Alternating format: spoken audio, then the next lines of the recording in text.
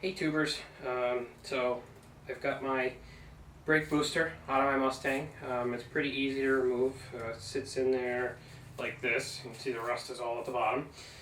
You have 4 studs that hold it in. There are 13mm bolts on the back.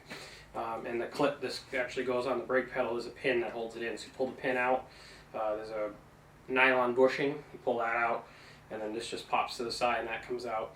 It's tricky to get when you're laying underneath the car, the left-hand side bolts.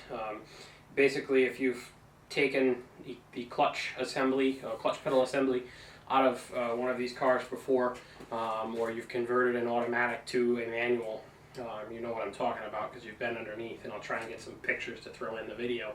So you're looking over here in the car, the clutch pedal. These studs on the brake booster actually go through the clutch and brake pedal assembly, and you take these bolts off, and it kind of slides out like so. You got to kind of cock it towards the passenger side and pull it out, and then it'll slide out. Basically, there's only one more bolt holding the pedal assembly in. That's up at the top, and that's a 10mm bolt.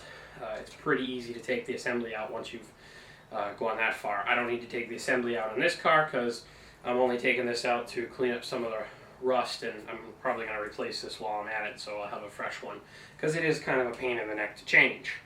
I've still got to take out my washer wiper arms and get those out of the way so I can clean up the bay here and get it painted.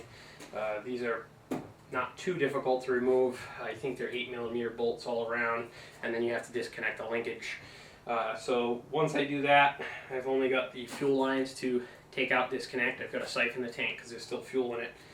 Then pretty much I can roll the car out of the garage and power wash it, the bay anyway, degrease it, get all the gunk off of it from the engine, oil, etc. It's pretty clean the way it sits. This is one of the cleaner cars that I've had, and this is number 3.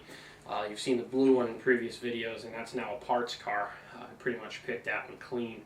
It was a rust bucket. This car I picked up, it was $1,500, and the body is really nice on it. It's clean underneath.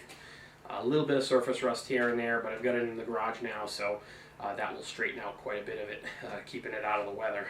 And I'm gonna, while I've got it apart, I'll wire wheel underneath and pour 15 it before I put it all back together. That's pretty much what we're gonna do with the engine bay here.